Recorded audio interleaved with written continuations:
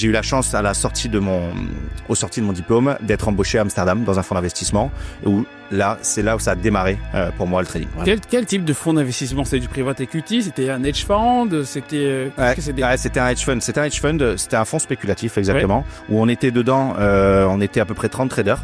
Il y avait 15 qui étaient sur du market making, donc ils priçaient les options et ils faisaient des stratégies d'arbitrage là-dessus. Et il y avait 15 autres traders qui étaient sur les fonds propres de la boîte. Donc on était vraiment des traders, ce qu'on appelait la propre firme.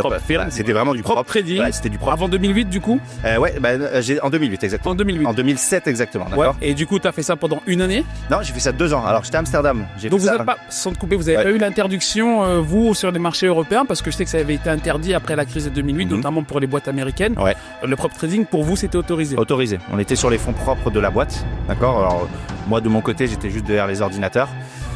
J'étais avec une team de traders de français donc c'était des sessions tous les ans. Donc on était avec trois traders français qui sont partis à Amsterdam. Moi j'ai fait 2 ans là-bas, mais classe.